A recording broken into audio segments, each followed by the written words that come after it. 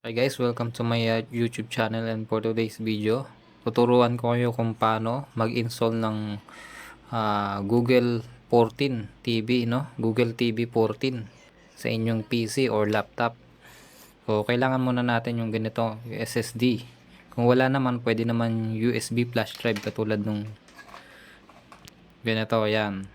USB flash drive. So, ito muna yung gagamitin natin, no? Dahil mas mabilis to kaysa sa USB flash drive. Yan, insert muna natin to. Tapos kailangan natin ng mini tool. Yan, mini tool. Partition Wizard. I-download din natin yan.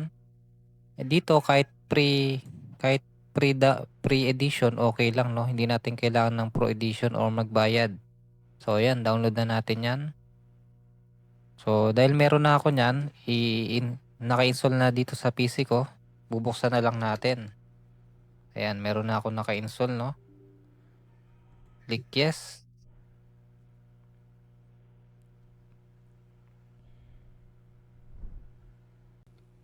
Ayan na. Dito naghihingi siya ng new version, hindi natin kailangan ng new version. So dito, ito 'yon, yung SSD, no, na external. Gagawin natin, create tayo ng partition. So una split natin 'to, no, split natin. Kailangan natin ng maglagay ng kahit 2 gig. Yan, 2 gig lang, no. So click OK. Yan, na-split na natin, no. Meron siya ditong FAT32, dalawa siya, no. So dito, kailangan natin to i-format to FAT32. Ayan. Tapos lagay natin palatandaan boot. Ayan, boot. Tapos, okay. Tapos dito naman, ito lagay natin dito, no. Format natin to sa, kailangan to expat. Tapos lagay natin ang system. Yan. Okay natin. Yan. Yan. FAT32 boot. Tapos dito yung expat. Ito yung malaking storage. Tapos click natin apply. Yan. Antayin natin konti.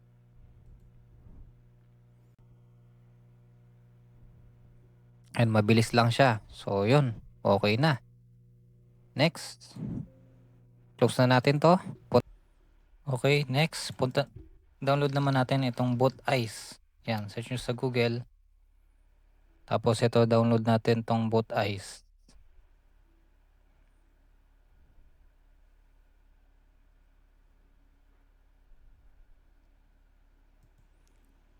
Click download.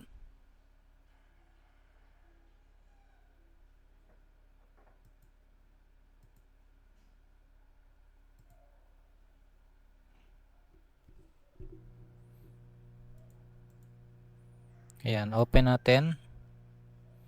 Tapos extract natin tong Boot Eyes.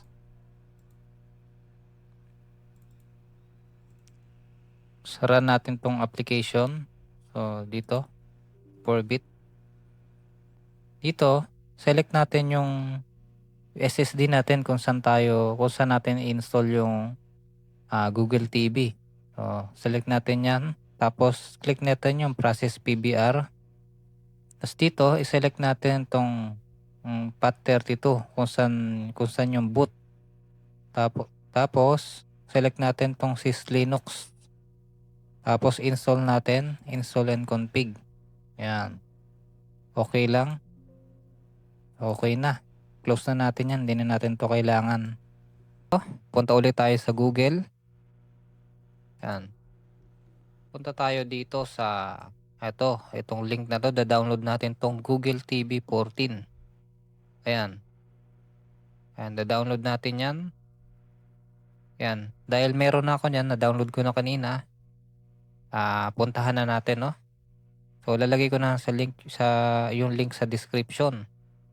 So itong gagawin natin dito, i-mount natin yan, no. Right click, click mount. Kung wala namang ganitong lumalabas sa inyo, pwede nyo extract, no, sa WinRAR. Ayan. So dito, dahil meron akong mount ko na lang yan. Kung makikita nyo, no, ito na yung files niya. So ito yung kailangan natin, no, ilalagay natin sa boot partition. I-copy natin to lahat. Yan, copy natin.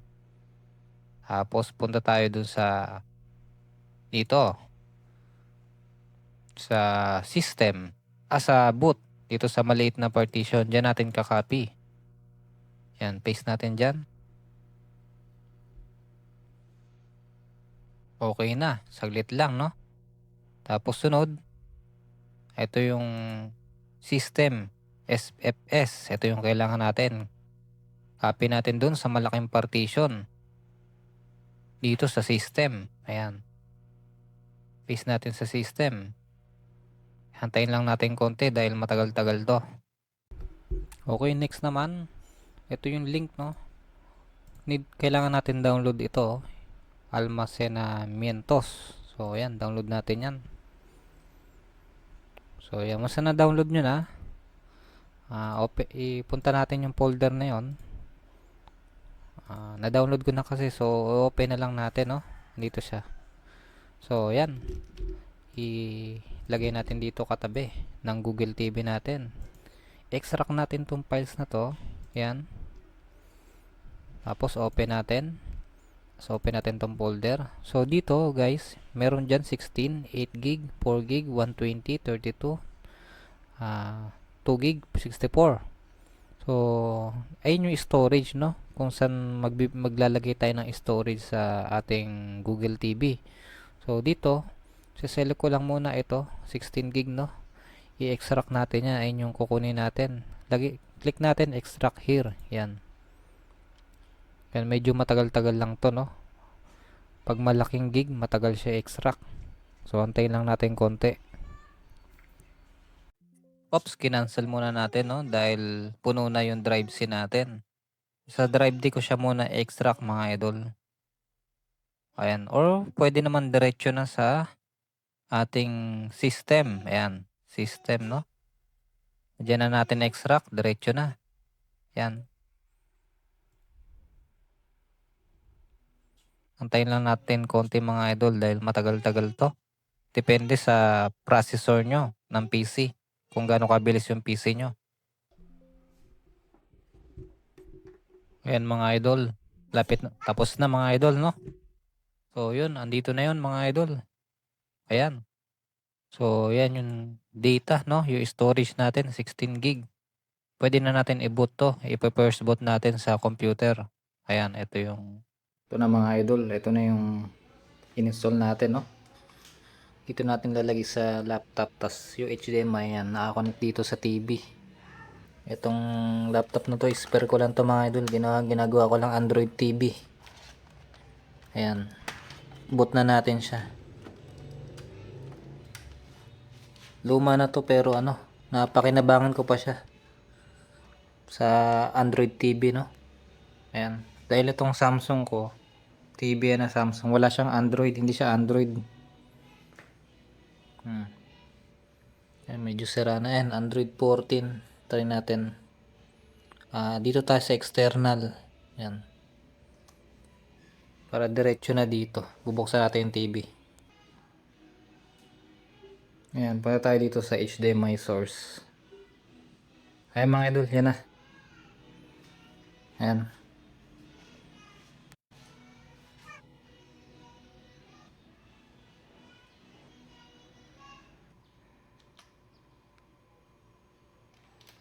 Ito lang gamit ko, keyboard. Dito naka-bluetooth siya dito sa laptop. Skip muna natin to. Connect tayo sa wifi. Ayan, connected na.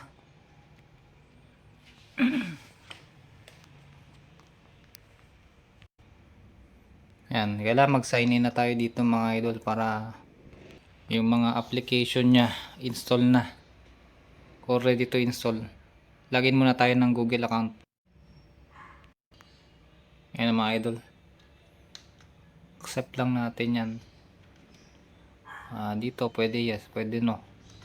Yes na lang natin.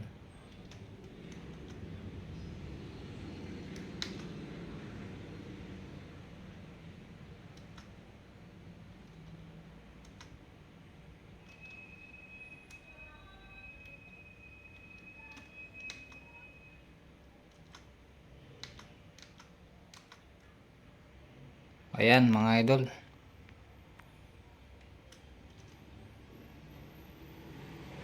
Loading lang siya konti mga idol. Ayan na. Ayan na yung Android 14. Wow. Tingnan natin sa setting kung Android 14 nga siya. Punta tayo dito. Saan ba yun? Dito. System. Ayun oh. Android 14 mga idol. Ayan siya. Info niya. Testing tayo ng YouTube mga idol.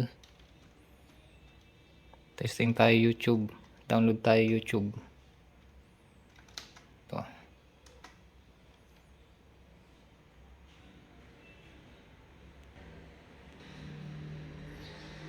Yan, mabilis. Mabilis mga idol kaysa sa ordinaryong ano. Iba talaga kapag may PC. You know.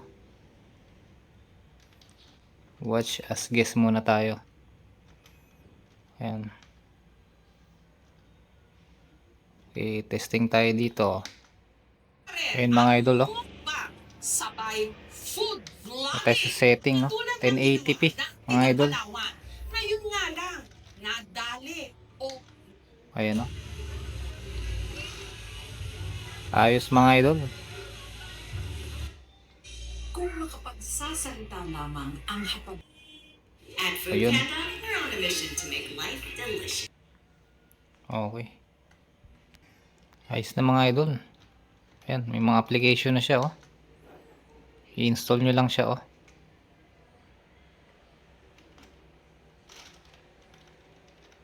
Yun lang, hanggang dito na yung video natin mga idol. Maraming salamat sa panonood and good luck sa pag-install.